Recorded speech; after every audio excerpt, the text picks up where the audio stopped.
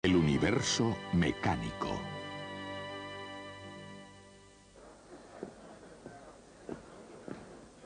Bienvenidos a una aventura de la mente que comienza por mirar hacia adelante a la visión y al sonido de el universo mecánico.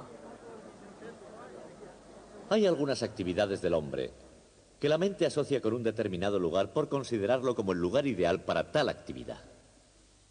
Por ejemplo, yo no soy aficionado al juego, pero si fuera jugador no me metería en un oscuro cuarto trastero a jugar al póker. Mi ideal sería irme a Monte Carlo y allí en su magnífico casino jugar a la ruleta. De la misma forma, si pienso en el tenis, pienso en Wimbledon. Si en carreras de caballos, en Kentucky Derby. Si en ópera, pienso en La Scala. Y si pienso en física, si quiero estudiar física, el lugar más indicado es Caltech. Y por eso estamos aquí, en el Instituto Tecnológico de California.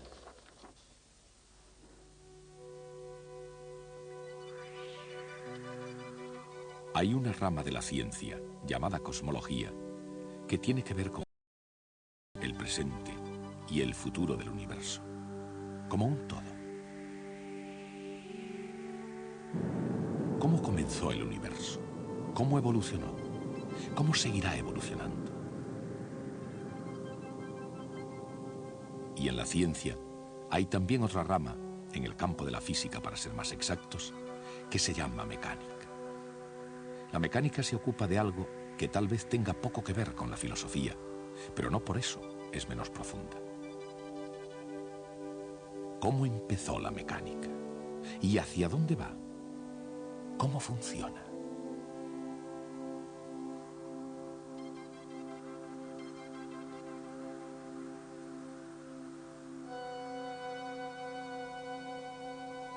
Desde la más pequeña partícula hasta el más grande racimo de galaxias, ¿qué es lo que mantiene a todo en movimiento?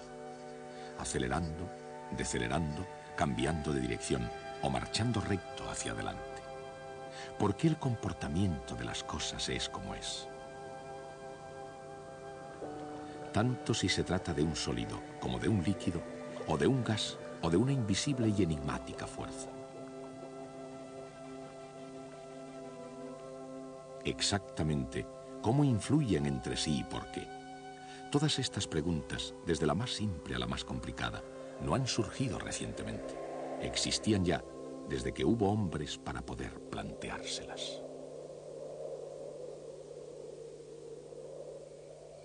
Incluso los seres humanos más primitivos de este planeta han debido mirar al cielo y andado por la tierra preguntándose, ¿pero todo esto cómo funciona?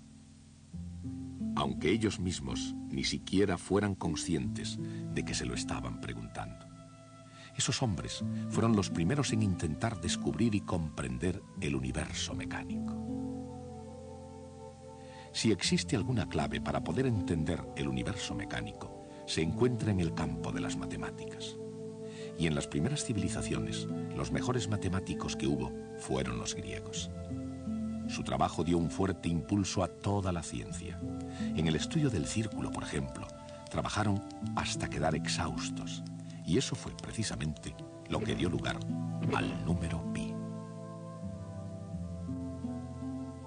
A pesar, o mejor aún debido a tantos descubrimientos geniales, los griegos se quedaron retrasados. Una vez superada la Edad de Oro, concedieron menos importancia a las preguntas que a las respuestas. Así que el mundo, preguntándose demasiado poco, conjugó la mecánica de Aristóteles con las ideas de Platón. Y finalmente, la sabiduría tradicional acabó aceptando el sistema solar de Ptolomeo, según el cual los planetas giraban uniformemente alrededor de la Tierra exactamente en círculos. Eran respuestas en vez de preguntas que no se discutieron hasta el Renacimiento. La orientación intelectual de la civilización de Occidente acabó alineándose al inacabable argumento circular del ideal platónico. La pregunta no es exactamente por qué, a no ser que sea por qué estropear la perfección. La pregunta es, ¿cómo? ¿Cómo 1500 años después de Ptolomeo pudo romperse el círculo que era perfecto?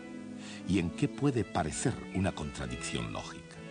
¿Cómo pudo reformarse un nuevo orden del mundo en el crisol de la revolución científica? Todo esto dio comienzo cuando un monje polaco extremadamente curioso, Nicolás Copérnico, miró las estrellas y vio las cosas con una luz diferente.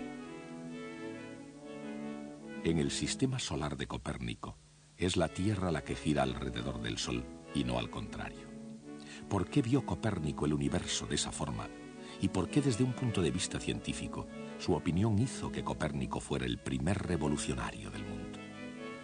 Un puente intelectual que había resistido miles de años comenzó a tambalearse con los vientos de los nuevos cambios. Los pilares de una comunidad académica de la antigüedad estaban amenazados por preguntas peligrosas.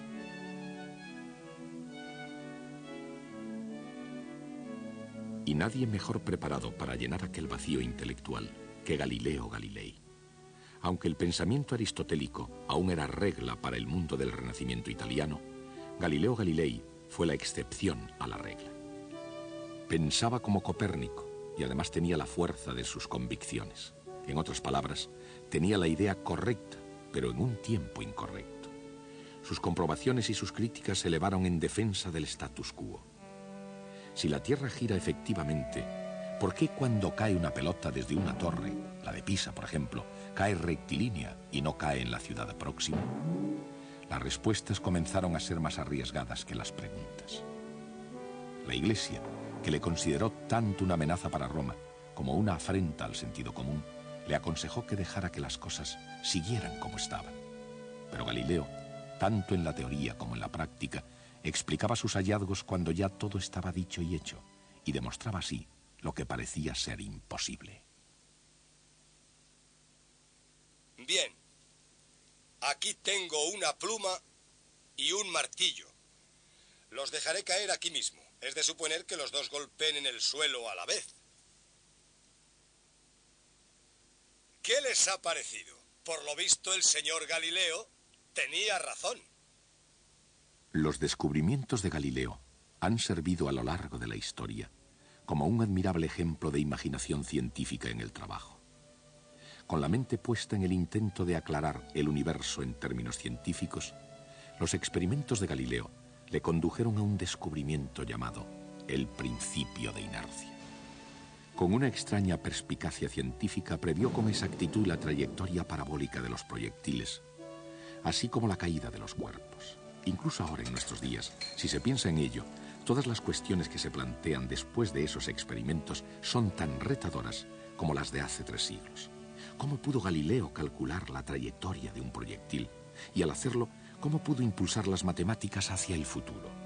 En aquellos tiempos en que para creer algo era necesario demostrarlo, ¿cómo pudo refutar lo que se percibía como obvio sobre la caída de los objetos?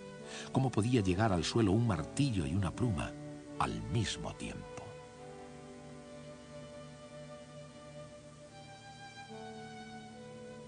Cuando en 1633 Galileo cayó en desgracia, ¿por qué todo el asunto del universo se había convertido en una gran preocupación para todos? En la misma época, cada día era una preocupación para el asombrado matemático Johannes Kepler, un hombre en una constante huida de su propia vida. Una vida de soledad y pobreza, falto de amor y persiguiendo brujas y espíritus inferiores asociados a ellas. Su propia existencia era una especie de desafío. Seguramente ningún otro hombre habrá hecho tantos sacrificios para captar la verdad científica como Kepler. Pero, por otra parte, ningún descubrimiento humano pudo demostrar tanto su verdad como las leyes de Kepler. Las leyes de las elipses, la ley de las áreas iguales y la tercera ley de Kepler, la ley del movimiento de los planetas, la ley de la armonía. Kepler se introdujo en la cámara secreta del cosmos con sus leyes del movimiento planetario como llave. Sin embargo, al haber explicado más bien el cómo que el por qué funciona el sistema solar, tuvo que quedar relegado a permanecer en el umbral del universo mecánico.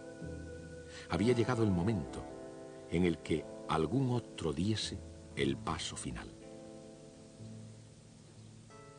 Isaac Newton siguió este mismo camino que llevaba directamente a considerar la Luna a causa de las decisivas preguntas de su hijo.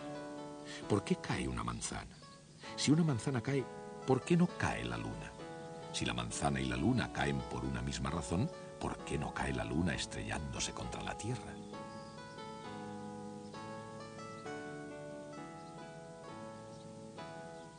Ante estas preguntas, auténticas cuestiones para toda una vida, Newton se sentó con mucha calma y pieza por pieza fue destruyendo más que reparando toda la maquinaria del universo aristotélico de la antigüedad. Y entonces, con sus respuestas, igualmente asombrosas, creó algo para sustituirlo: el universo mecánico. Un universo mecánico, predictiblemente bien ordenado, que obedecía con precisión a las leyes matemáticas, y con las leyes del movimiento y la capacidad para poder asumir casi todos los retos de la física. Con su ley del movimiento, nada diferente al encuentro de David con el gigante Goliat, Isaac Newton aprovechó todas las posibilidades de la mecánica, armado de una aguda superioridad de fuerzas y un conocimiento muy preciso de las trayectorias. Y la ley de la gravitación universal. Newton llegó a ser un experto, más que cualquier otro ser humano antes que él. Por ello atrajo gran atención y una considerable fanfarria. No obstante, para la ciencia las respuestas son solo una parte del pasado, mientras que el futuro pertenece a las cuestiones que vayan surgiendo. Lo cual quiere decir que incluso las leyes de Newton solo fueron un comienzo en la dirección correcta. Por ejemplo, en los tiempos actuales se puede dirigir un proyectil con precisión matemática. ¿Cómo se hace eso? Parte de la respuesta es un instrumento llamado giróscopo. ¿Y cómo funciona? Y en el conjunto del universo mecánico, ¿por qué una rueda de bicicleta incluso es una especie de giróscopo? El momento angular es la clave de la respuesta. Pero, ¿qué es el momento angular? ¿Por qué es de vital importancia en el universo? Desde el borde cortante de la más lejana galaxia a los remolinos de agua que vemos en la bañera familiar, el momento angular mueve todo en círculos. Entre otras cosas, ese movimiento en círculos nos sirve para ir bien de hora. Y pocas cosas nos gobiernan hoy en día con tanta regularidad como la mecánica del tiempo. Pero desde que el hombre lo tiene en sus manos, su preocupación por él apenas es un fenómeno reciente. Lo que, en comparación, sí es muy reciente, es el fenómeno de la exactitud en el tiempo. Se fue aproximando poco a poco, día a día, durante 4000 años, hasta que por fin se llegó al entendimiento del movimiento armónico. ¿Qué es el movimiento armónico? Y cuando llega abajo y arriba, ¿cómo funciona exactamente?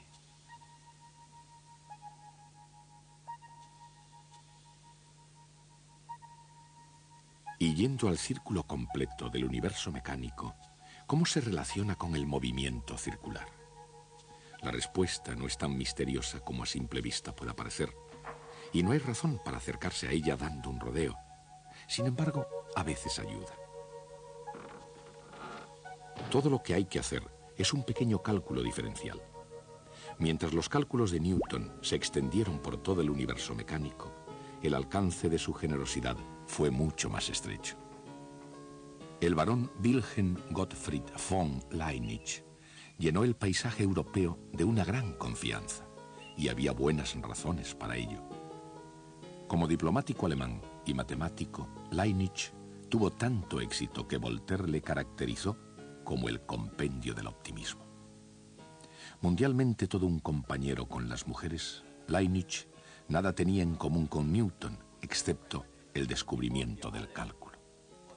Y con Newton había que ser un poco amable, ya que a fin de cuentas había creado las leyes del movimiento, la ley de la gravitación universal, el telescopio de reflexión, e incluso dio una explicación teórica sobre la luz y el color.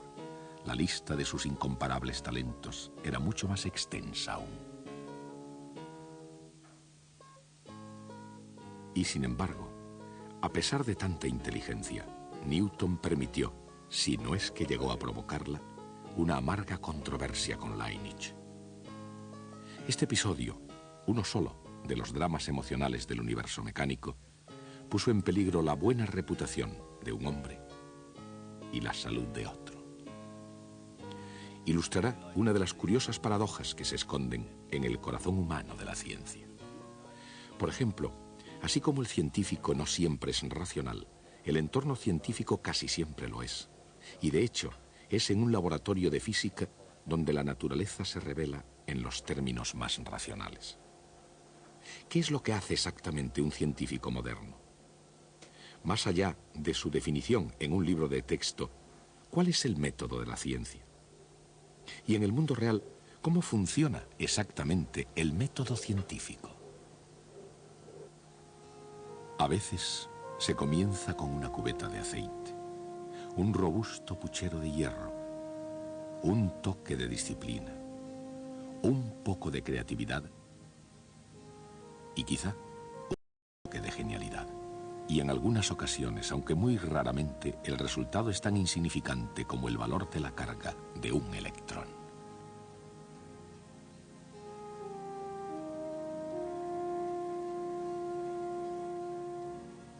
¿Quién fue este físico y de qué medio se pudo servir para llegar a ser uno de los hombres más famosos de la historia de la ciencia?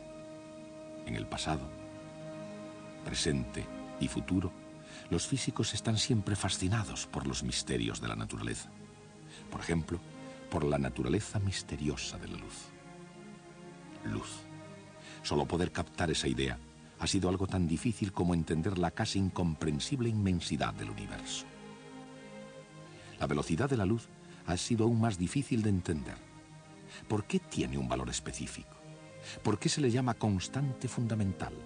Y exactamente, ¿qué es una constante fundamental en la naturaleza? Henry Cavendish conoció la respuesta al medir la constante universal de la gravitación de Newton. Para medirla, Cavendish no solo pesó el extenso imperio británico, él pesó todo el planeta. ¿Cómo pudo hacer eso? Sin duda alguna, no fue jugando al billar.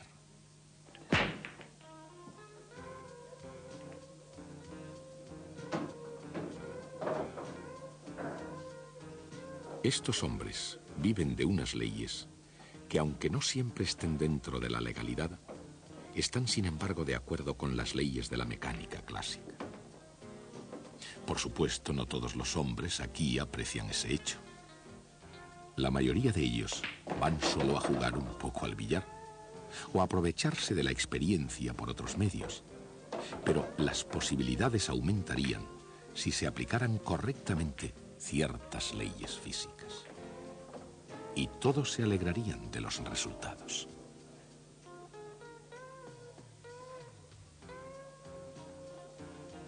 Los efectos dependen de la ley de conservación del momento, que al igual que el juego de billar, tuvo su origen en Francia. A principios del siglo XVII, René Descartes crecía en su amor por las matemáticas considerándolas una criatura de Dios. Como filósofo, buscó una explicación a todos los fenómenos en el mundo. En ese proceso, Descartes no solo concibió la conservación del momento, sino que además descubrió la geometría analítica, y con tal descubrimiento cambió para siempre el campo de la matemática. ¿Y cómo pueden los grandes investigadores científicos acercarse a un terreno desconocido?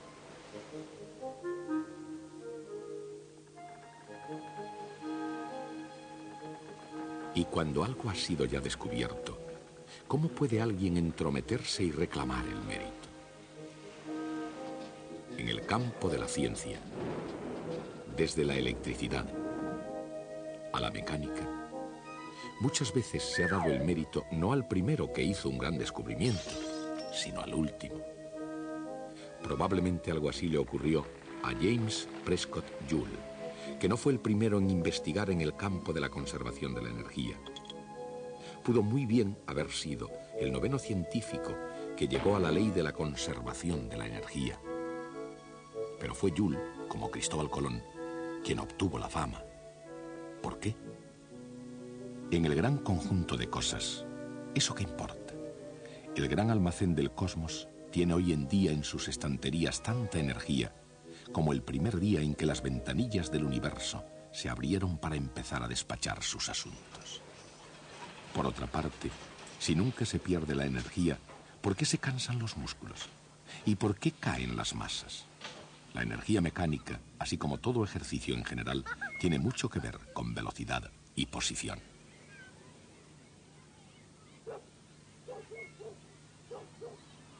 Para una perspectiva diferente de cambio en las posiciones, fíjense en el cambio de rumbo del buque.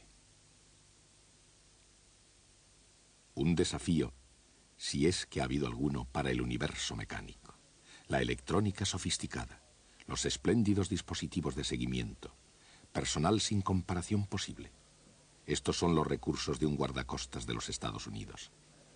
Y entre bastidores hay dos análisis vectoriales.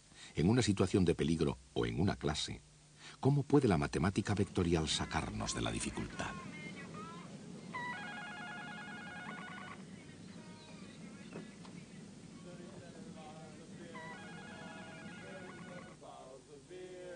En el serio mundo de la ciencia, la matemática vectorial puede hacer milagros. Así es que la pregunta no sería si puede sacarnos de una dificultad, sino si tiene que hacerlo. Por otra parte, ¿es esto música? ¿O se trata de una grabación en cinta Memorex? Un anuncio comercial ilustra tanto una reproducción excelente como un fenómeno físico de resonancia. ¿Pero qué es la resonancia? ¿Y cómo son sus muchas formas oídas por todo el universo mecánico? ¿Cómo puede una simple voz humana, aunque sea tan potente como la de Ella Fitzgerald, producir tan demoledores efectos? Y en la inmensa atmósfera del universo mecánico, ¿cuáles son otras formas de sonido y de violencia? Estos tres hombres emprendieron un viaje que superó al de cualquier explorador de la Tierra desde que se iniciaron los primeros pasos hacia lo desconocido. Pero su destino había sido previamente determinado por ingenieros, científicos, técnicos, visionarios, investigadores y pilotos de prueba. Y estaban dotados de magníficos planos y del mejor equipo. Pero como el cohete mismo, surgió una pregunta inminente. ¿Cómo es posible ir desde aquí hasta allí? Históricamente hablando, los cohetes espaciales no van a ninguna parte si detrás de ellos no hay un estudiado plan. E incluso en nuestros días no pueden ir muy lejos si no es con la ayuda de la mecánica clásica. ¿Quiénes son estos pilotos espaciales? ¿Qué buscan más allá del mundo cotidiano? ¿Y qué es lo que descubren a veces de modo sorprendente? Desde Johannes Kepler en adelante, los mecánicos celestes pudieron calcular los movimientos del sistema solar. Pero el milagro de la era espacial ha conseguido que el cielo sea pasable a la vez que posible. Y eso sería, seguramente, lo que el padre de la mecánica clásica soñó. Eso es lo que ahora hacen los pilotos espaciales. En una ciencia todos los científicos son pilotos y exploradores. El destino del hombre siempre ha sido la búsqueda. Y su estrategia siempre tuvo algo que ver con aprender y enseñar, con imaginación y lógica, con ensayos y errores, con arriesgarse e ir hasta el límite. No solo la estrategia que se quiera emplear, sino el propio universo pueden llegar a convertirse en una especie de juego cósmico.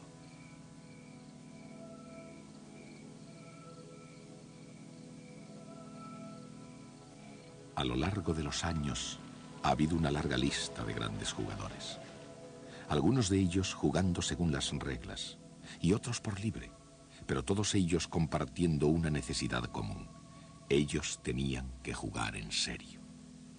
Se ha jugado durante mucho tiempo y en cierto sentido, este juego nunca acabará.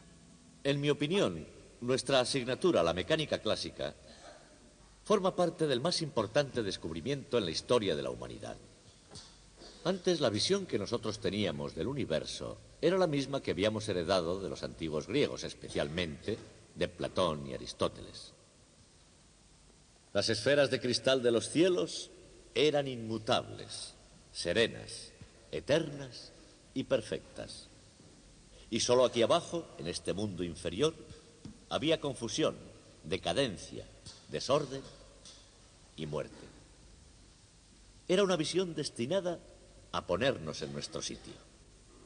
La Tierra era el centro del universo y nosotros fácilmente pudimos imaginarnos que éramos el objetivo de la creación.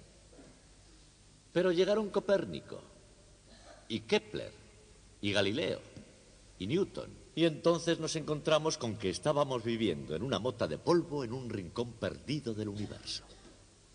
Ni por lo más remoto hubieran pensado Platón y Aristóteles, ni tan siquiera en sueños, en hacernos una cosa así. La vida hoy no es muy diferente a lo que era hace 2000 años. En lo esencial, la condición humana no ha cambiado considerablemente, pero sí cambió algo de modo definitivo. Hemos descubierto nuestro lugar en el universo.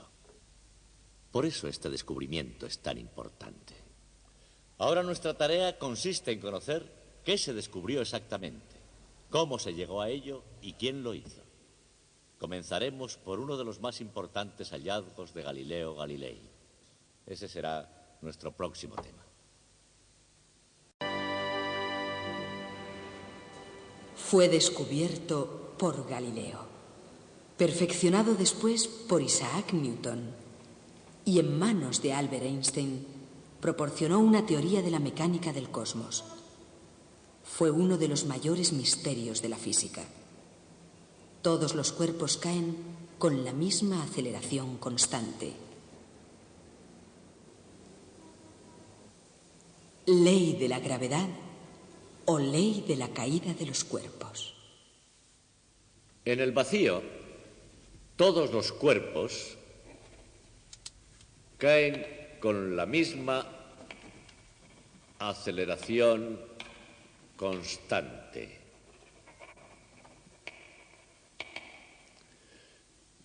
Esta es la ley de la gravedad. No parece que esto quiera decir mucho, pero veamos ahora exactamente en qué consiste. Dice esta ley que el efecto de la gravedad en todos los cuerpos es siempre el mismo, con independencia de su peso. Desde Galileo a Isaac Newton y hasta Albert Einstein, este fue uno de los mayores misterios de la física. Y hay más, también dice que los cuerpos caen con una aceleración constante. Ahora bien, entender esto sería casi imposible si no contáramos con un dispositivo matemático llamado derivada.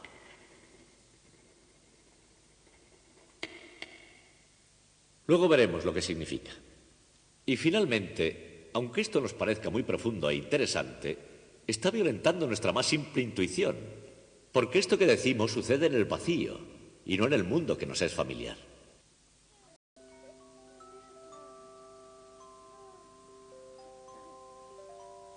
Seguramente para todos nosotros, nuestro primer contacto con las leyes de la naturaleza habrán sido el efecto de la fuerza de la gravedad en la Tierra.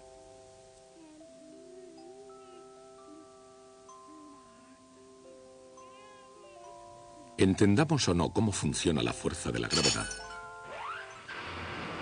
tenemos un temor innato a sus efectos. ¿Pero qué es exactamente ese efecto de la gravedad? Hay cuerpos que caen con rapidez y de forma rectilínea. Pero hay otros, en cambio, que tienen un comportamiento diferente. En algunos casos, casi no se puede definir cómo y por qué caen los cuerpos. Debemos distinguir el efecto de la gravedad sobre un cuerpo que cae del efecto de oposición del aire por donde cae. En otras palabras, tenemos que imaginarnos un cuerpo que cae en el vacío. Por ejemplo, si una moneda y una pluma caen simultáneamente desde la misma altura, se comportarán como esperábamos. Han caído a diferente velocidad, pero eso es solo a causa de la resistencia del aire sobre ambos objetos. En el vacío, una moneda, una pluma y cualquier otro objeto caerían a la misma velocidad.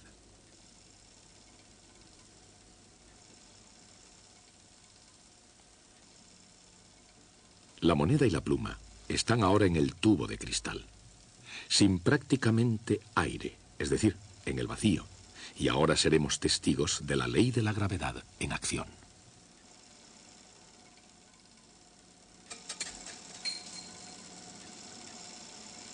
Sin el efecto que produce la resistencia del aire, todos los cuerpos, independientemente de su peso, caen exactamente a la misma velocidad.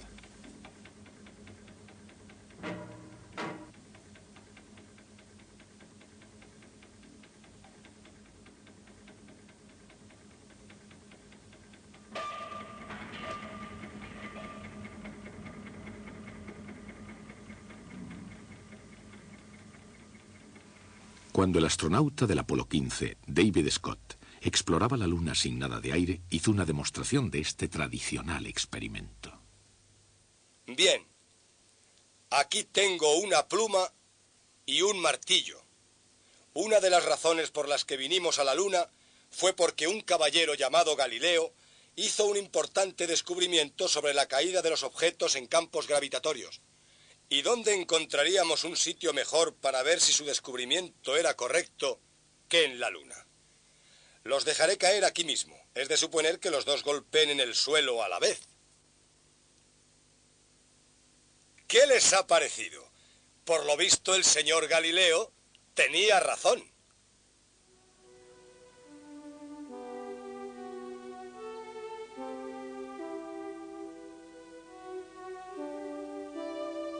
El señor Galileo tenía razón.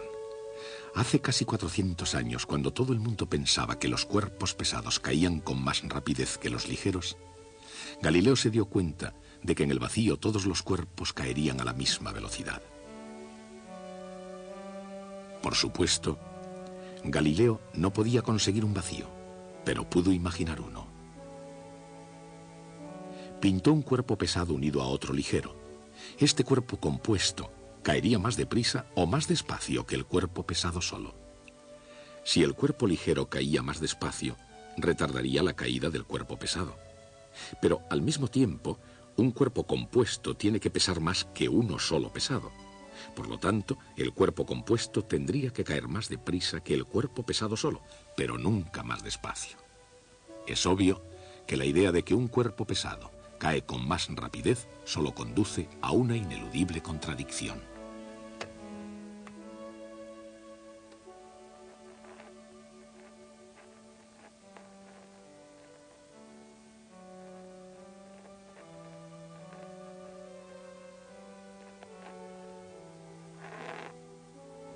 Galileo se dio cuenta entonces de que la única opinión lógicamente aceptable era que todos los cuerpos caen a la misma velocidad cuando se suprime la resistencia del aire.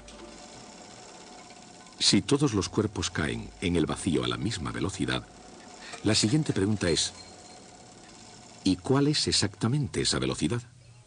Por nuestras propias experiencias sabemos que la velocidad de un cuerpo al caer aumenta durante la caída, lo cual significa que acelera, cayendo cada vez con más rapidez.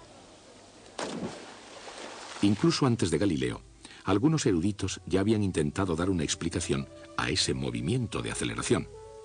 Aproximadamente 100 años antes, Leonardo da Vinci ya había hecho su propio estudio de la caída de los cuerpos, animado quizá por su sueño de volar.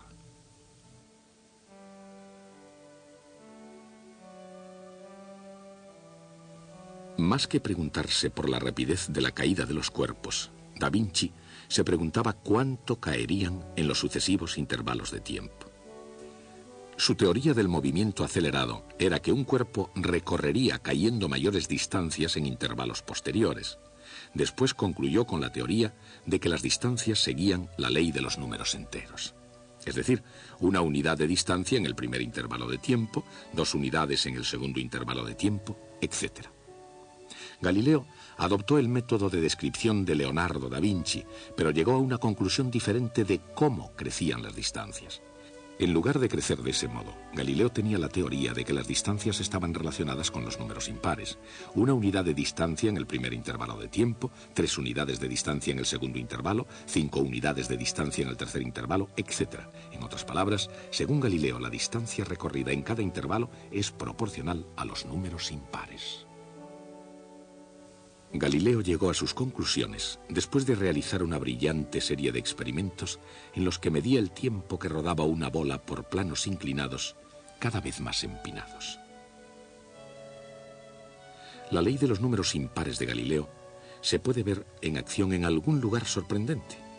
y que a Galileo le hubiera causado más asombro que la misma superficie de la Luna.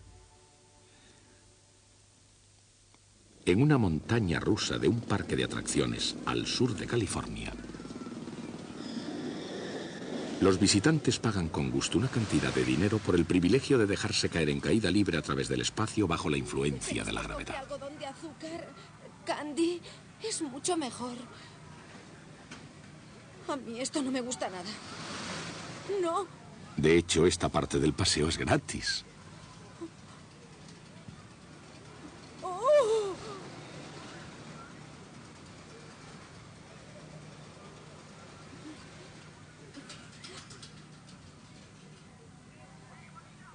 Ay, Dios mío. Por lo que realmente pagan los visitantes es por una serie de medidas que se han tomado y que les permite sobrevivir a cualquier velocidad.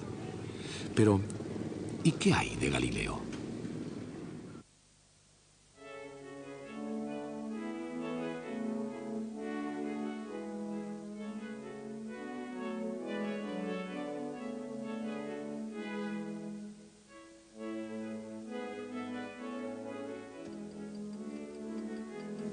Si esto es una unidad de distancia, esto debería de ser 3, y esto 5, y así sucesivamente. Y realmente lo son. Galileo tenía razón. En sucesivos intervalos de tiempo, las distancias recorridas cayendo siguen los números impares. Aquí hay algo más que Galileo también vio. Fíjense en la distancia total recorrida en un instante. Después del primer intervalo de tiempo, una unidad de distancia. Después del segundo intervalo, 4 unidades de distancia. Después del tercer intervalo, 9 unidades de distancia. Después del cuarto, 16 unidades. En otras palabras, al final de cada intervalo, la distancia total recorrida cayendo es de 1, 4, 9, 16, 25 y así sucesivamente. Y esos números son, por supuesto, cuadrados perfectos. O sea, que la distancia recorrida en la caída es proporcional al cuadrado del tiempo. Y de este modo, la ley de Galileo se puede escribir en una simple ecuación, utilizando S para la distancia y T para el tiempo. ¿Qué quiere decir? Que estamos hablando de la distancia como función del tiempo. Esta constante C numéricamente es igual a la distancia que recorre el cuerpo cayendo durante el primer segundo, es decir, 16 pies, aproximadamente 5 metros.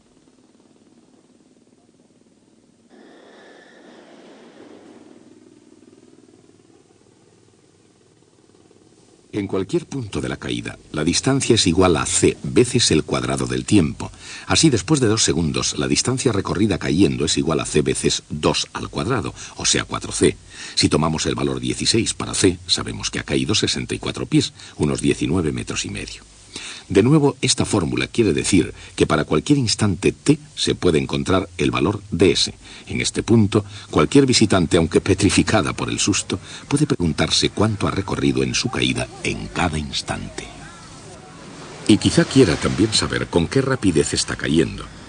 Se divide entonces la distancia que recorre cayendo entre el tiempo que ha empleado. Por ejemplo, como durante los 2 primeros segundos cayó 64 pies, su velocidad media será de 32 pies por segundo, unos 9 metros y medio por segundo. Pero eso es solo su velocidad media. Al comienzo, ella estaba parada. Después de 2 segundos, ella está cayendo mucho más deprisa que 32 pies por segundo.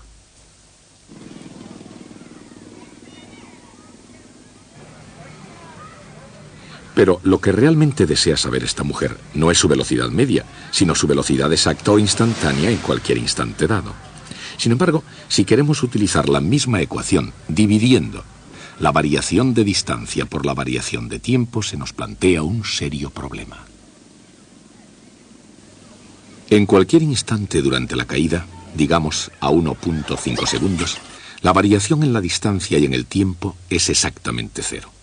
Así, una fórmula que determine la velocidad dividiendo la variación en el tiempo no es útil cuando se tiene un punto A, pero no un punto separado B para trabajar con él.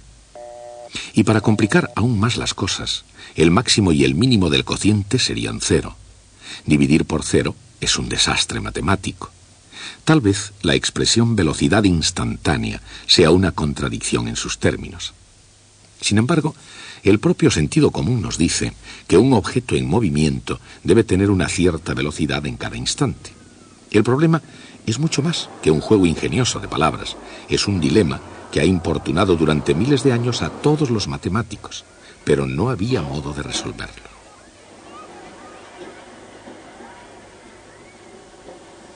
En lugar de pedir la velocidad instantánea en un tiempo exacto t, pida cuál es la velocidad media entre el tiempo t y un tiempo h segundos más tarde, el tiempo t más h. El cambio en el tiempo es h segundos. Si la distancia recorrida cayendo en un tiempo t es igual a c veces t al cuadrado, la distancia recorrida cayendo en el tiempo t más h debe ser igual a c veces th al cuadrado.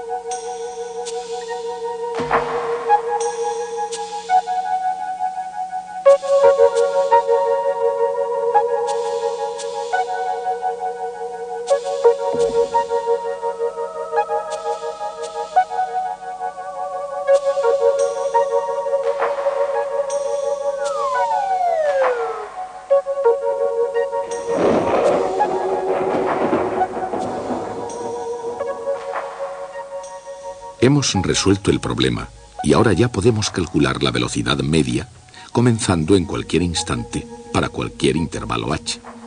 H puede ser un segundo, medio segundo, una décima de segundo o incluso cero, porque ahora no estamos dividiendo por cero. Ahora podemos reducir el intervalo y hacerlo más pequeño y más pequeño hasta llegar al límite. En ese instante hemos calculado una derivada, ya que el intervalo se ha reducido a cero.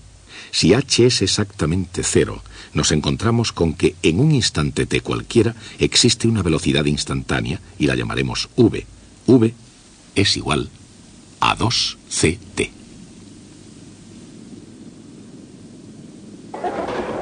Si seguimos utilizando el valor 16 para c, podríamos decirle a esa joven: no se preocupe, señora.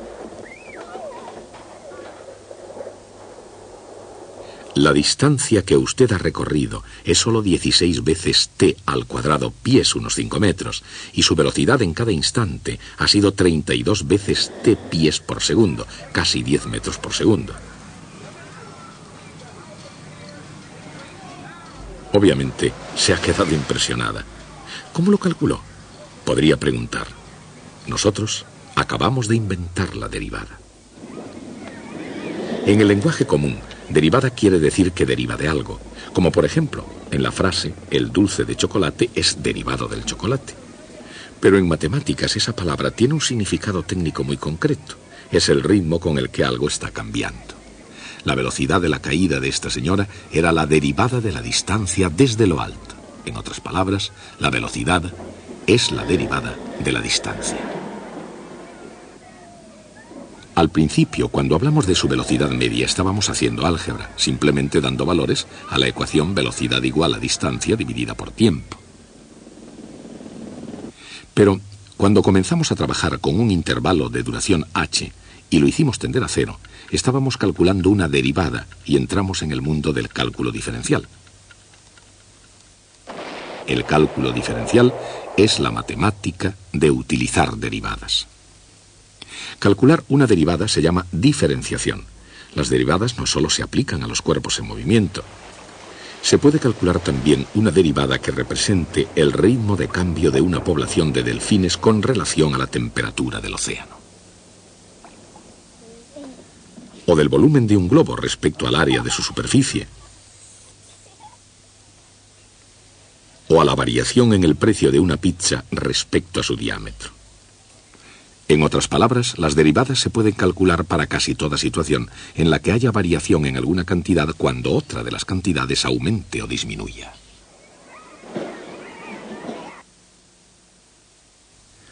Para ir de la distancia a la velocidad, tuvimos que calcular una derivada. Pero, ¿y qué pasa con la aceleración de un cuerpo al caer? Pues que para ir de la velocidad a la aceleración, hacemos exactamente lo mismo.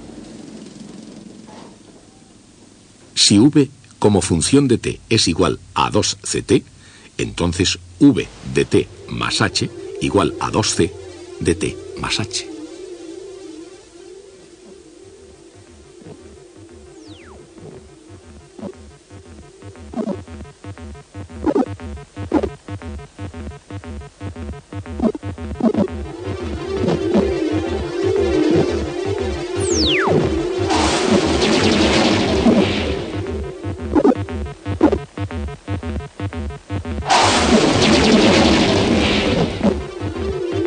A de t igual 2c. Pero vean lo que ha ocurrido. Primero, la distancia s se mantiene creciendo con el tiempo. Si hay variación en t, hay variación también en s. Y la velocidad v también crece con el tiempo. Pero ahora nos hemos encontrado con que la aceleración a no depende en absoluto del tiempo. Es sencillamente una constante a igual 2c. Independiente del valor de t, a es siempre la misma. Por fin lo hemos conseguido. Hemos obtenido que el resultado de la gravedad es una aceleración constante.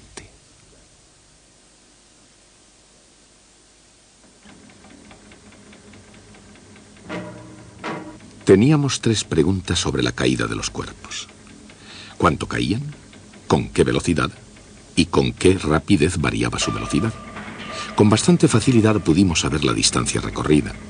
Observando a nuestra joven amiga, su velocidad media se obtuvo por medio del álgebra.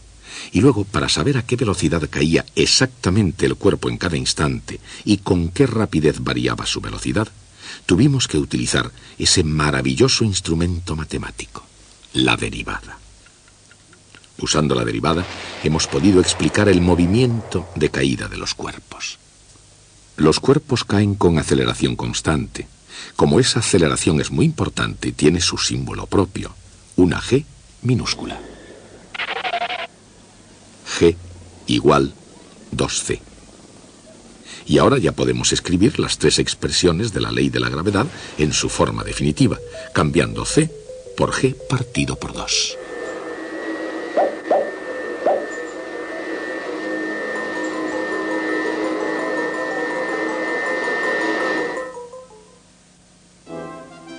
Según esta ley, un cuerpo cae con una aceleración constante, con velocidad proporcional al tiempo y recorre una distancia al caer proporcional al cuadrado del tiempo. Este tipo de movimiento se llama movimiento uniformemente acelerado. Es difícil, pero no imposible llegar a conocer esos 3 hechos sobre el movimiento uniformemente acelerado sin hacer uso del cálculo diferencial. Pero Galileo comprendió los 3 hechos. En realidad, casi 300 años antes de Galileo, un erudito francés llamado Nicole Oresme trabajó sobre el comportamiento del movimiento uniformemente acelerado. Oresme y Galileo utilizaron casi idénticos métodos matemáticos para analizar el problema.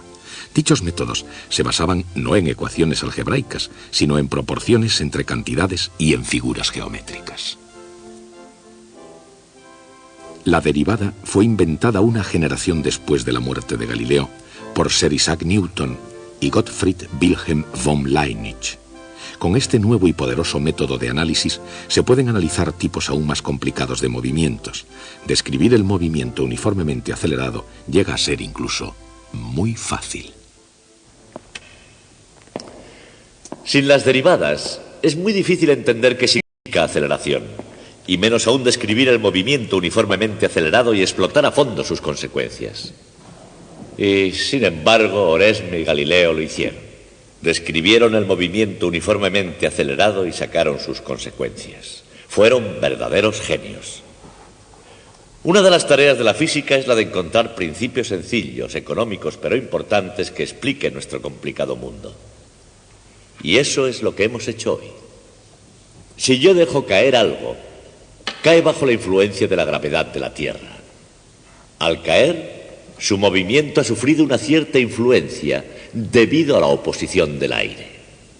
Si ahora imagino que puedo deshacerme del aire y dejo caer el objeto en el vacío, enseguida descubro un dramático y a la vez sorprendente hecho. Todos los cuerpos caen a la misma velocidad. Podría contentarme con este hecho. Descubrirlo, desde luego, fue un logro impresionante. Pero no nos contentamos. Ahora queremos saber por qué sucede esto así. ¿Cuál es la naturaleza de la gravedad que lleva a tan extraño comportamiento? Esa cuestión es una de las más profundas de la física. Duró hasta nuestro propio siglo. Fue el punto de partida para la teoría general de la relatividad de Albert Einstein. Pero nos estamos adelantando en nuestra historia. Una vez aprendimos que todos los cuerpos al caer se regían por una ley, nuestra tarea consistió en explicar esa ley con toda precisión. Todos los cuerpos caen con la misma aceleración constante, y la aceleración es el ritmo de cambio de la velocidad. Y la velocidad es el ritmo de cambio de la distancia. Así tenemos, en realidad, tres proposiciones matemáticas precisas de la ley de la gravedad. Se relacionan entre sí por medio de un grande y crucial descubrimiento de la historia de las matemáticas: el cálculo diferencial, descubierto por Newton y por Leibniz. Un gran triunfo. El suceso más importante en matemáticas durante miles de años. Newton y von Leibniz sacrificaron la dicha de su descubrimiento en una amarga discusión sobre quién lo descubrió primero. Las tres proposiciones son cabos sueltos de la historia que estamos tratando de desarrollar. No hay contestación. Según la ley de la gravedad, un cuerpo cae con una aceleración constante a una velocidad proporcional al tiempo y recorre en la caída una distancia proporcional al cuadrado del tiempo.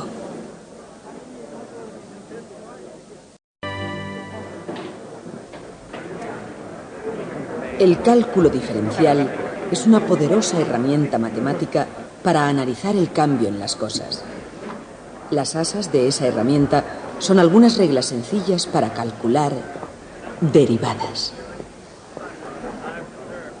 Alrededor de 600 años antes de Cristo, alguien descubrió que para obtener agradables acordes en un instrumento de cuerda, el largo de esas cuerdas tenía que estar en relación de números sencillos, como por ejemplo de 1 a 2, 2 a 3, etc. Eso se llama armonía pitagórica. Y fue un descubrimiento importante porque esta era la primera vez que se relacionaban entre sí las matemáticas y el mundo físico. Desgraciadamente, esa relación se olvidó y hubo que descubrirla de nuevo muy lentamente y con grandes dificultades. Unos 1000 años después, fue Galileo Galilei quien lo comprendió. Deseo leerles algo que Galileo escribió. Este libro, publicado en Roma el año 1623, se llama Il Saggiatore, traducido generalmente por el ensayador, pero yo prefiero traducirlo más bien por el experimentador, porque me parece que es lo que más se aproxima a lo que Galileo tenía en mente. Galileo tenía la fea costumbre de escribir sus famosas notas en italiano. Yo se las iré traduciendo, no se preocupen. Dijo: el verdadero conocimiento está escrito en un enorme libro, abierto continuamente ante nuestros ojos. Me refiero al universo. Pero uno no puede entenderlo. Uno debe aprender la lengua y a reconocer los caracteres para poder entender el lenguaje en el que está escrito. Está escrito en el lenguaje de las matemáticas. Luego, nosotros ahora, para poder leer el libro del universo, tenemos primero que aprender los símbolos y el vocabulario del lenguaje matemático. Es un lenguaje de la precisión, de la poesía e incluso de la música. Desde hace ya muchos años, los físicos utilizan el lenguaje de las matemáticas y los músicos, aproximadamente, desde 600 años antes de Cristo, también se sirven de él. Como en casi todas las lenguas, incluida la música, las matemáticas tienen su vocabulario propio, sus propias reglas y símbolos, su precisión y elegancia, su poesía y su historia. Y una parte de esa historia fue Galileo Galilei, que tuvo algo de inconformista, un rasgo que heredó de su padre Vincenzo, que fue un gran músico. Musicalmente, Vincenzo se había negado a sujetarse a las formas tradicionales. Postura esta que llegaría a ser la marca de la familia. Vincenzo escribió un libro en el que se oponía a la utilización de la armonía pitagórica, como acostumbraban a hacer sus contemporáneos en música. Él consideraba los antiguos acordes griegos demasiado simples para las complejas estructuras musicales del Renacimiento italiano. Más tarde, de tal palo, tal astilla, Galileo consideró que las matemáticas griegas eran demasiado sencillas para poder expresar sus ideas. Y creó la cinemática, una rama de la mecánica que trata del movimiento en abstracto. Y la correcta expresión de cualquier idea abstracta requiere un lenguaje adecuado, conceptos y símbolos que den a una idea su significado y valor. A pesar de ser muy avanzada la nueva ciencia del movimiento de Galileo, sus raíces estaban todavía en el terreno donde acostumbraba moverse el antiguo intelecto griego. Y era algo enteramente nuevo lo que tenía que florecer en el campo de la matemática y de la ciencia.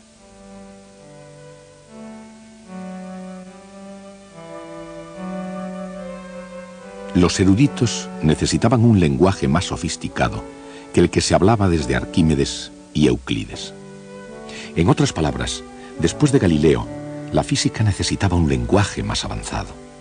Aproximadamente 25 años después de su muerte, se descubriría por fin ese famoso lenguaje y comenzaría a utilizarse a partir de entonces. Se llamaría cálculo diferencial. El cálculo diferencial es muy potente y, como en cualquier lenguaje, su poder deriva de la idea que le sustenta, la derivada. La derivada es para la cinemática lo que las ruedas son para un viaje.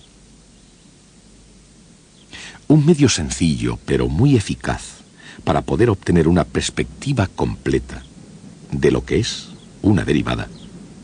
Nada mejor que un poco de ejercicio.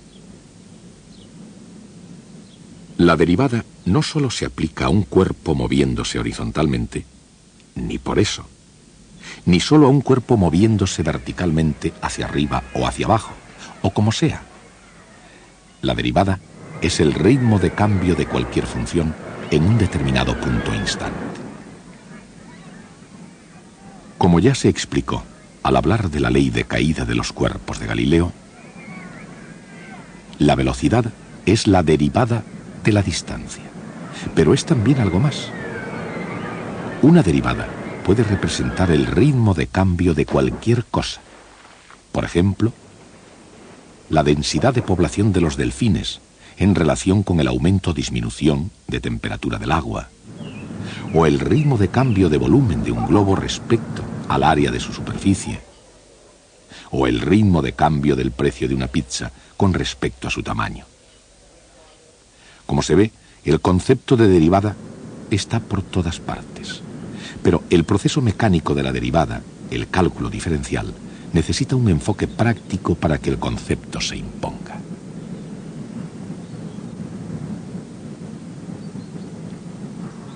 En definitiva, sin las reglas de diferenciación, el concepto de derivada se nos puede hacer una montaña.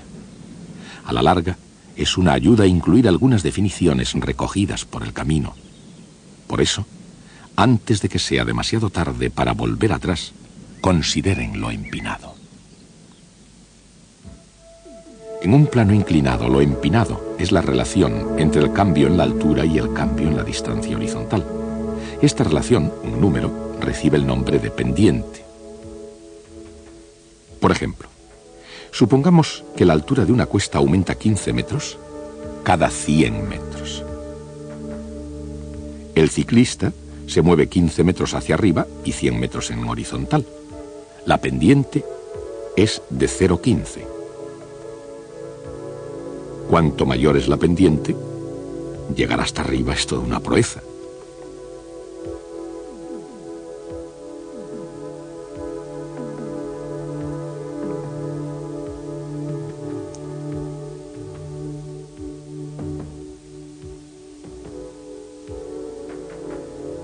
Si es casi cero, es un paseo.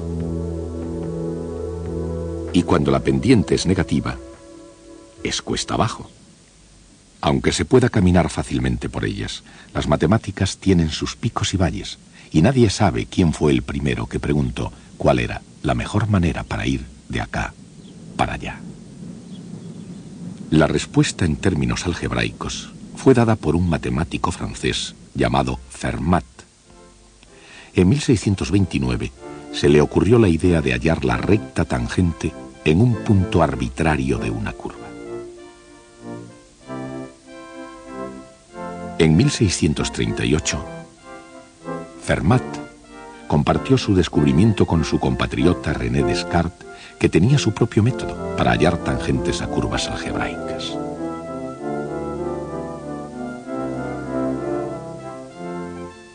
Muchas de estas ideas matemáticas, sobre todo las de Fermat, fueron desarrolladas posteriormente por Wilhelm Leibniz e Isaac Newton, según un método general y sistemático de análisis matemático, el cálculo diferencial.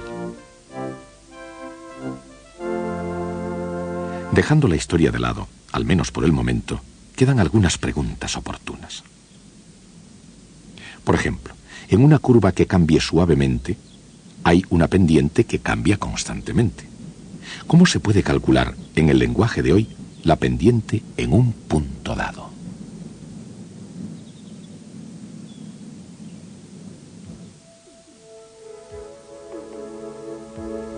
Para determinar la pendiente en un punto particular, por ejemplo aquí, simplemente se toma otro punto de la cuesta, no importa dónde. Después se traza una línea recta que se llama cuerda, que una esos dos puntos. Y la pendiente depende de la posición del segundo punto. Si el primer punto y el segundo están próximos, la cuerda es una aproximación bastante acertada del recorrido de la bici. Movamos el segundo punto hacia el primero. La pendiente es un número. Al tender un punto hacia el otro, esos números tienden hacia un cierto valor que se denomina pendiente de la cuesta en ese punto. La recta que pasa por ese punto con esa pendiente se llama recta tangente, y es la recta hacia la que tienden las cuerdas al tender un punto hacia el otro. La pendiente de la cuesta es la pendiente de la recta tangente en ese punto. Se puede calcular la velocidad instantánea de manera análoga. La ley de caída de los cuerpos de Galileo, aquí aplicada a una persona que más bien no quiere, más que un terrorífico experimento, es el diferencial que viene en auxilio. La variación de la distancia se divide por la variación del tiempo. El cociente es la velocidad media durante un intervalo de tiempo dado. Cuando ese tiempo disminuye hacia cero, el valor límite de la velocidad media es la velocidad instantánea.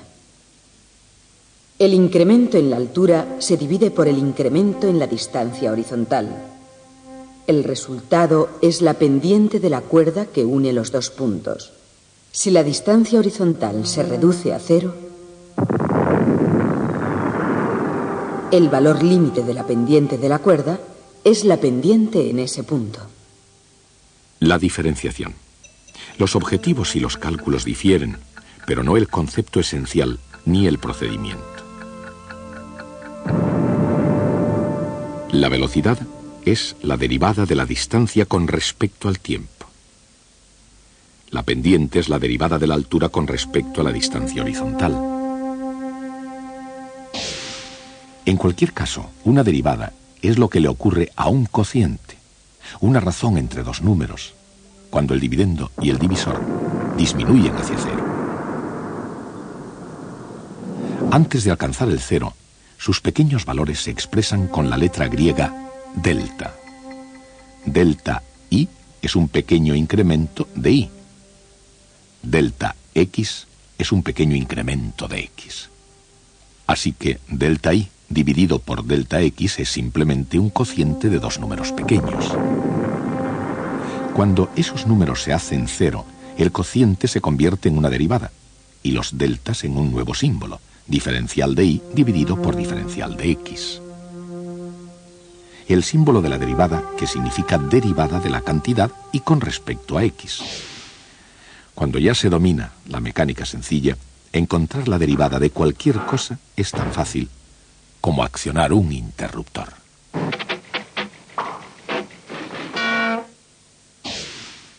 La derivada de una función es la pendiente de su tangente en cada punto. La derivada de una función es también una función.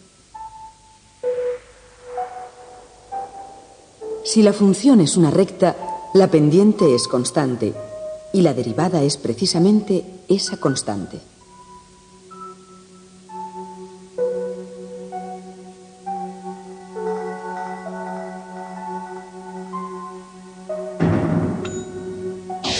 Si y es igual a seno de x, entonces derivada de y respecto a x es igual a coseno de x.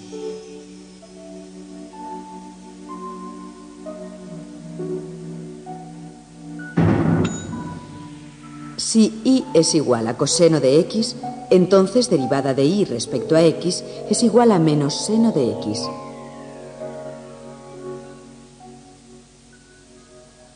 Hallar derivadas requiere un poco de práctica, pero el esfuerzo vale la pena. Y si consideramos el gran número de máquinas contemporáneas que hallan derivadas, esto se ha convertido en una práctica moderna.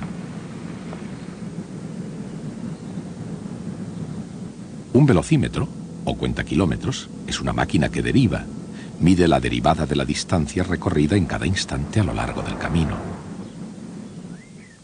El ritmo de cambio de posición es la velocidad instantánea expresada en kilómetros por hora. Por supuesto, cuando el vehículo no se mueve, no recorre ninguna distancia. Aquí la posición es constante y la derivada de una constante es cero.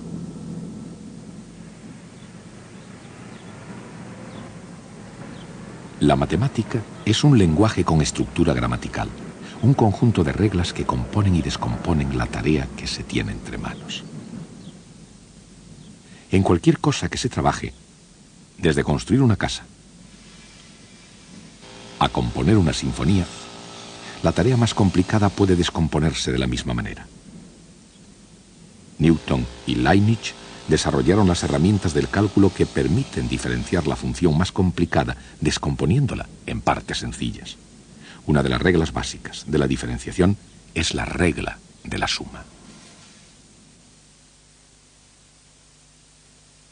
Supongamos que un pintor pinta 90 metros cuadrados de pared por hora y otro pintor 100 metros. Esos son los ritmos a los que las superficies de pared cambian de color.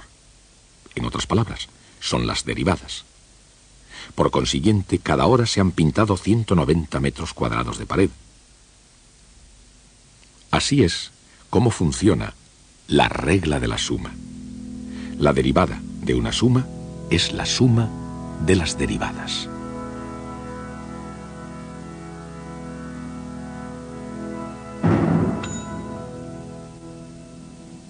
Otra buena herramienta es la regla del producto que se utiliza para obtener la derivada del producto de dos funciones.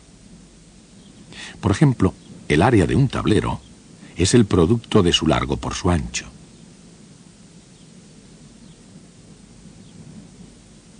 Si se acorta el largo,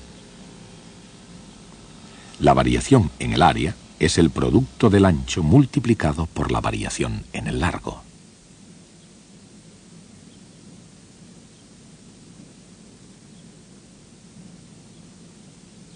Si el ancho se reduce, la variación en el área es el producto del largo multiplicado por la variación en el ancho. La variación total en el área es la suma de estos.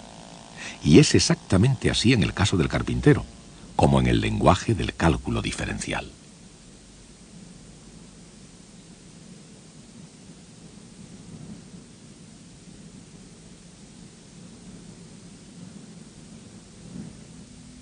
La derivada del producto de y por z es y por la derivada de z, más z por la derivada de y.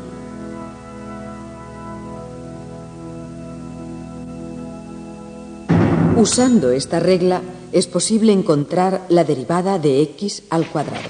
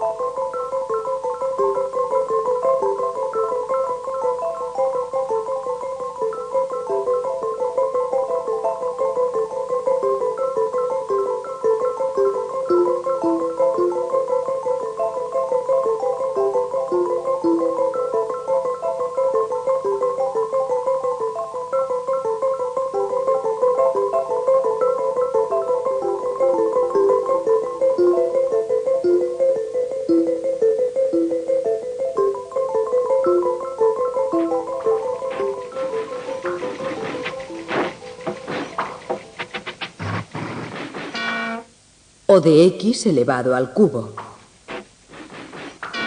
o de cualquier potencia de x.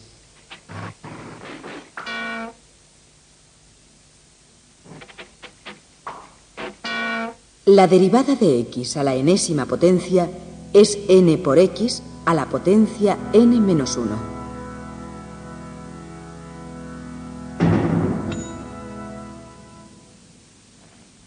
Frecuentemente, una operación depende de otra.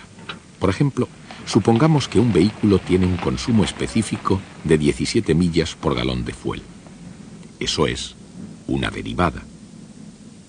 Si y es la distancia recorrida y x la cantidad de fuel consumida, entonces 17 millas por galón es la derivada de y respecto a x igual a dy partido por dx. Supongamos que consume 2 galones por hora. 2 galones por hora igual a dx partido por dt.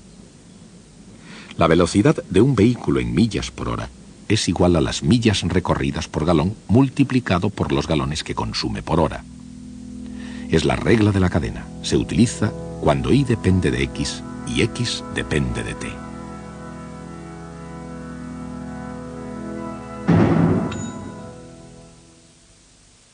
La regla de la suma. La regla del producto y la regla de cadena. Estas tres reglas representan la gramática del cálculo diferencial. Y el valor del cálculo diferencial se puede ver en la variedad de sus aplicaciones. Por ejemplo, cuando un cohete se mueve, un desplazamiento s, en un tiempo t, la derivada del desplazamiento es la velocidad. Positiva para movimiento hacia arriba y negativa para movimiento hacia abajo. La derivada de la velocidad es la aceleración, que es lo mismo que hallar la derivada de una derivada. O sea, la segunda derivada de s.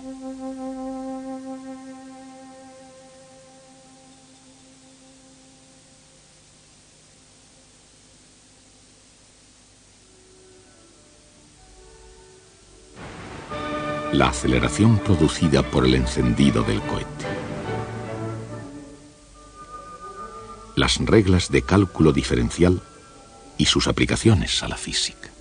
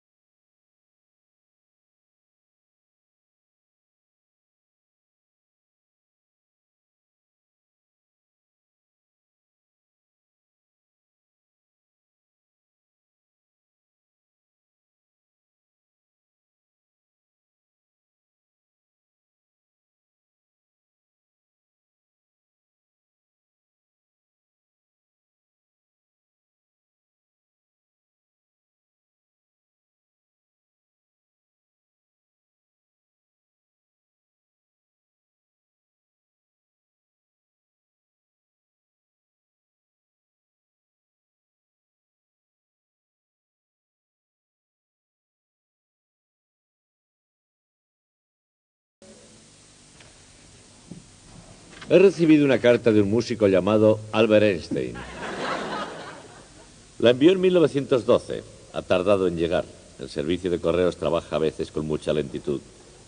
Pero realmente no me la escribió a mí, sino a un amigo suyo. Yo la he obtenido en la biblioteca. De cualquier forma voy a leerla y veremos qué escribió. Dice: estoy ocupándome exclusivamente del problema de la gravitación y creo que ahora superaré todas las dificultades. Pero yo estoy seguro de una cosa. He llegado a tener un gran respeto por las matemáticas, cuyas sutiles partes yo, en mi ignorancia, hasta este instante había creído que eran un mero lujo. Einstein trabajó 4 años más en la gravitación y el resultado fue la teoría general de la relatividad, de la cual podemos decir que es la teoría matemática más difícil de toda la física. ¿Qué quiso decir Einstein al expresar que las sutiles partes de las matemáticas le parecían un lujo? ¿Pensó realmente que podría tener éxito sin hacer cálculos? Por supuesto que no. El asunto es que los físicos tienen cierta arrogancia ante las matemáticas. Por ejemplo, se puede tener la impresión de que siguiendo unas reglas sencillas se puede obtener la derivada de cualquier función. Y no es del todo cierto. Supongamos una función con forma piramidal, como una pirámide de Egipto. Bien, es muy fácil obtener la pendiente aquí. Y también es fácil obtenerla aquí. Sin embargo, en la punta tenemos problemas, porque en ese punto no hay ninguna pendiente. La función no tiene derivada en ese punto. Yo nunca dije nada que les hiciese creer a ustedes que eso podía ocurrir. Para los físicos, las matemáticas son solo una herramienta que usan para llevar a cabo todo lo demás. Pero un verdadero matemático es el guardián de la precisión y claridad de las ideas. Lo que interesa a los matemáticos es la propia matemática. Si un matemático hace una proposición sobre las derivadas, la afirmación tendrá en cuenta toda posible excepción, por extraña e inusual que parezca, como el pico de la pirámide. Esa es la clase de sutileza que preocupaba a Einstein. Hasta el próximo día.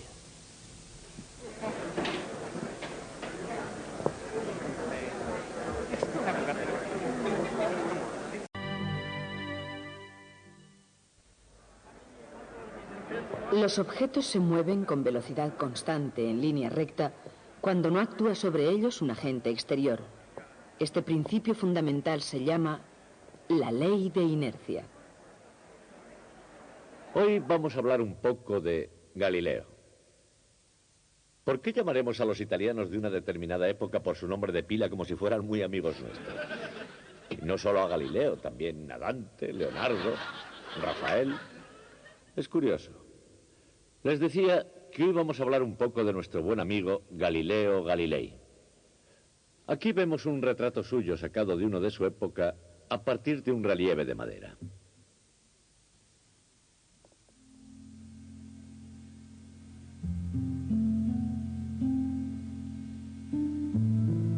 En 1564 nacieron 2 hombres muy importantes: William Shakespeare en Stratford y Galileo Galilei en Pisa. Galileo comenzó los estudios de medicina en la Universidad de Pisa, pero pronto se dio cuenta de que la medicina no era lo suyo. Cuando supo que en esa universidad no había ningún profesor de matemáticas, se retiró de la medicina y comenzó a estudiar matemáticas por su cuenta. Escribió unos cuantos artículos y enseguida alcanzó fama de erudito. Y en 1589, con la ayuda de un amigo muy bien relacionado, fue nombrado profesor de matemáticas. En aquella época, la universidad estaba dominada por seguidores de Aristóteles, que daban poco valor a las matemáticas. Galileo pensaba que sus aristotélicos colegas eran unos necios y enseguida tuvo problemas con ellos al hostigarlos y ridiculizarlos. Era obvio que al finalizar su contrato de 3 años en 1592, no se renovaría su nombramiento. Y por tanto, al recibir una oferta de la Universidad de Padua, no dudó en aceptarla.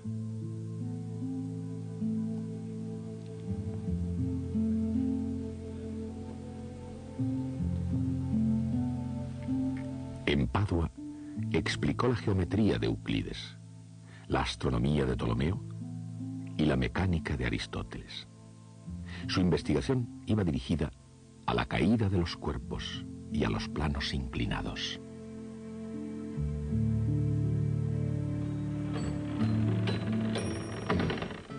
En 1610, Galileo llevó a cabo, posiblemente, el mayor juego de manos académico de todos los tiempos. Un pulidor de lentes holandés, llamado Hans Litteri, había descubierto un extraordinario aparato: el telescopio. Cuando Galileo se enteró de ello, pensó de inmediato cómo podría funcionar aquello. Hizo sus propios planos y construyó un anteojo que aumentaba la imagen aproximadamente 9 veces. Convocó entonces a los grandes de la ciudad de Venecia para una demostración en la famosa torre de la plaza de San Marcos. Y les dijo: contemplen el horizonte con este aparato. Con él se puede ver un barco que se aproxima a la costa 2 horas antes de lo que se vería con una vista de lince. Para una potencia marítima como Venecia, aquel aparato era absolutamente esencial. Galileo nunca pretendió haber inventado el telescopio, pero tampoco se tomó la molestia de desmentirlo. Los grandes de la ciudad, muy impresionados, aseguraron a Galileo, mediante un buen salario, una vida acomodada. Y 2 meses después, modelos del telescopio de Galileo se vendían por las calles de Venecia como un juguete para los niños. Galileo aseguró financieramente su porvenir vendiendo a los grandes de la ciudad un juguete para niños.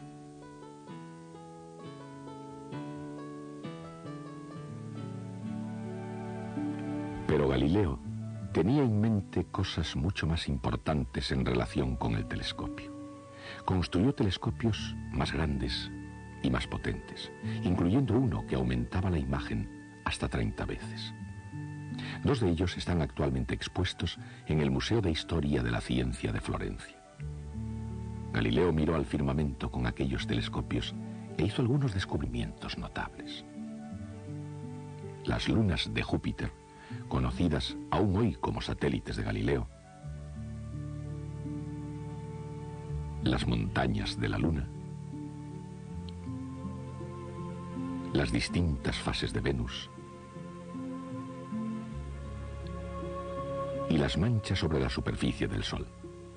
Aún ahora que hemos podido pasear por la Luna, los apuntes de Galileo revelan que sus opiniones fueron asombrosamente certeras. En aquel tiempo, los descubrimientos astronómicos de Galileo, junto con las ideas de Copérnico, intelectualmente destrozaban la tranquilidad de los cielos.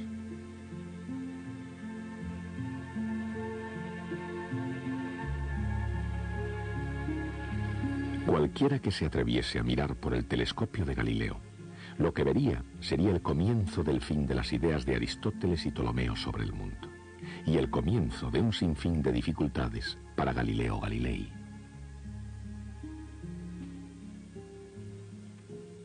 A comienzos del siglo XVII, Europa ya había visto el Renacimiento, la Reforma Protestante y la Contrarreforma Católica.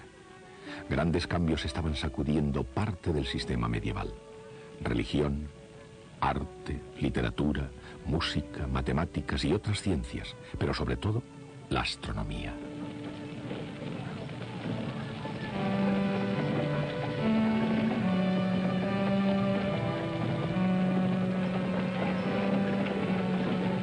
Antes del Renacimiento, la mecánica aristotélica y las ideas de Ptolomeo sobre las esferas celestes estaban a la orden del día. Eran el orden lógico, aceptado, indiscutido y natural del universo. Y así había sido hasta que un día a un monje polaco se le ocurrió mirar hacia arriba y vio las cosas de modo diferente. En oposición a la opinión de Ptolomeo, Copérnico vio la Tierra como otro planeta girando alrededor del Sol. En el seno de la Iglesia Católica, algunos vieron el sistema de Copérnico como una amenaza. Les parecía, al igual que la propia herejía protestante, un desafío a la autoridad absoluta del Vaticano. Pero no obstante, la Iglesia tardó 75 años en dar a conocer su plena desaprobación. Y entretanto, tenía un problema mucho más próximo a ella que el Sol. Católicos y protestantes se enzarzaron en una guerra por el verdadero espíritu de Europa. Copérnico, como Lutero, dudó de la interpretación que la Iglesia daba a la Sagrada Escritura. Pero por otra parte, el sistema de Copérnico también desafiaba el más elemental sentido común.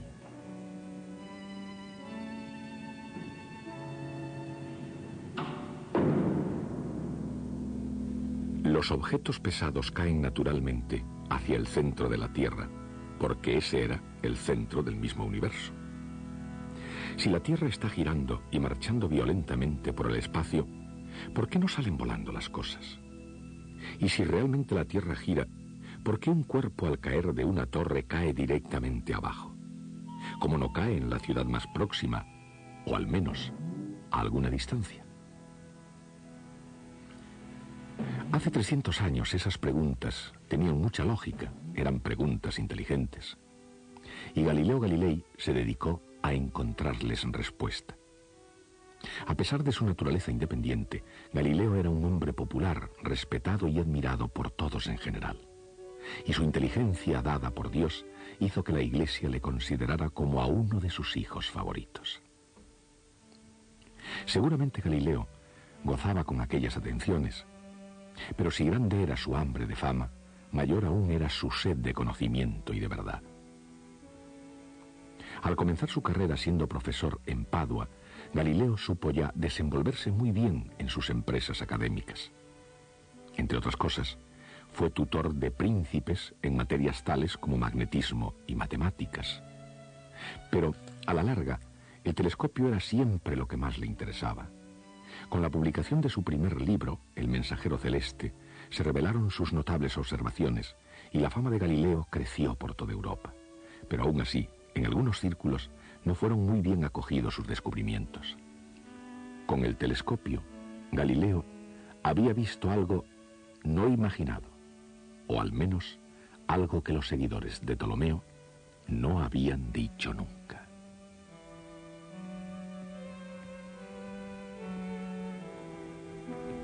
Las lunas de Júpiter parecían demostrar que la Tierra no era el centro de todo el movimiento celeste. ¿Probaba aquello que Copérnico tenía razón? En contra de la doctrina tanto de Aristóteles como de la Iglesia, ¿era la Tierra simplemente otro planeta que giraba alrededor del Sol? Si aquello era cierto, se mantenía la pregunta: ¿por qué no rueda todo hacia afuera? La opinión de Aristóteles era que todo tenía un lugar propio según su naturaleza, al cual tendía a volver, y el propio sentido común parecía confirmar aquellas ideas de reposo y movimiento absolutos. Y basándose en experiencias cotidianas, ¿cómo podía pensarse seriamente que la Tierra estuviera lanzada violentamente por el espacio? Para Galileo, una cosa fue criticar el punto de vista de Aristóteles, que aún prevalecía, y otra muy distinta demostrar cómo y por qué funcionaban las cosas en el sistema de movimiento planetario de Copérnico. Aún antes de la invención del telescopio, Galileo ya se había preparado para hacer eso exactamente. Para poder asentar los fundamentos de su ley de caída de los cuerpos, estuvo observando y midiendo concienzudamente el tiempo que tardaban las bolas en rodar por planos inclinados. Esos experimentos le condujeron también a otra profunda idea, que más tarde se conoció como la ley de inercia. Galileo se dio cuenta de que cuando una bola rodaba hacia abajo por un plano inclinado, después subía por otro plano con cualquier grado de inclinación hasta recuperar su primera altura. Si el segundo plano tenía menos inclinación que el primero, la bola seguía rodando hasta alcanzar la misma altura, a partir de la horizontal, que tenía al empezar a rodar. Cuanto más próxima a la horizontal fuera la inclinación del segundo plano, más lejos llegaba la bola. O sea, que si el plano era perfectamente horizontal y de superficie lisa, la bola no se pararía nunca y continuaría rodando para siempre.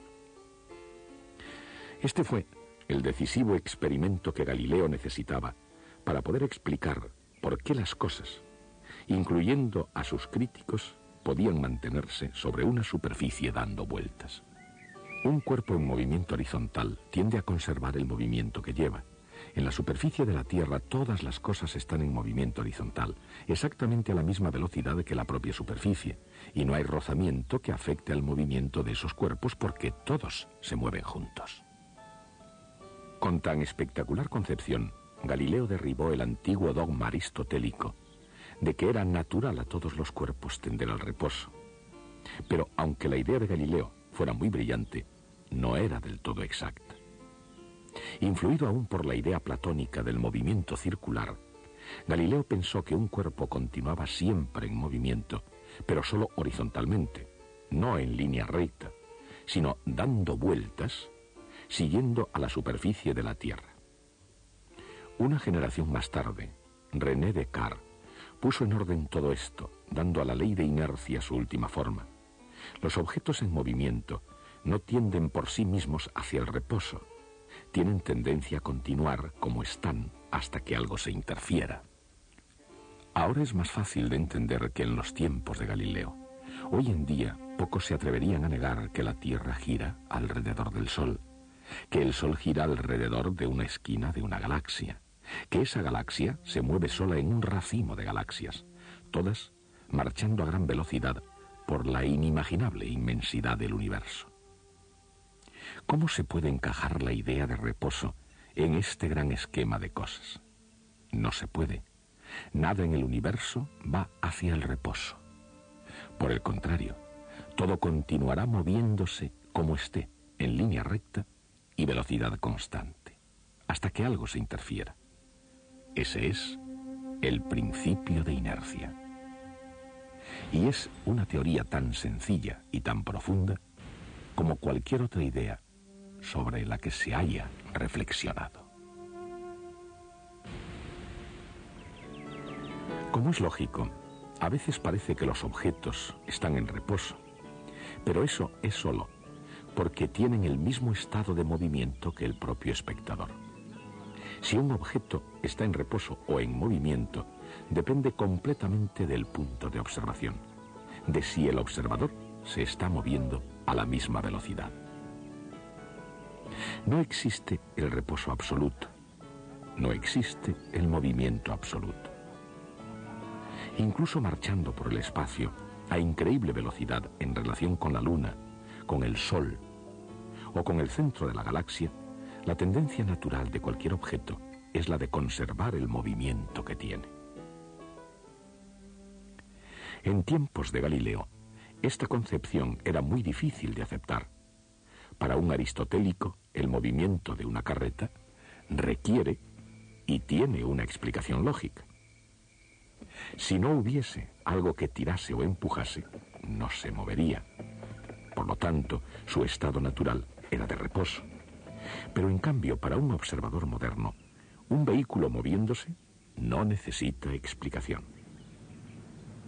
Este objeto en movimiento conservará su movimiento hasta que los frenos o alguna otra cosa le lleve a estado de reposo. ¿Y qué pasa con un cuerpo que no se mueve paralelamente a la superficie de la Tierra? ¿Qué pasa con un proyectil que se dispara al aire o una pelota que se deja caer desde una torre? ¿No haría el giro de la Tierra que la pelota cayera detrás?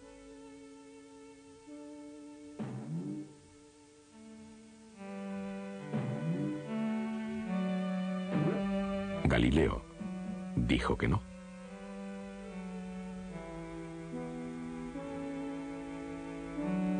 Dijo que la pelota continuaría moviéndose horizontalmente con la Tierra, incluso cuando cae verticalmente hacia su superficie.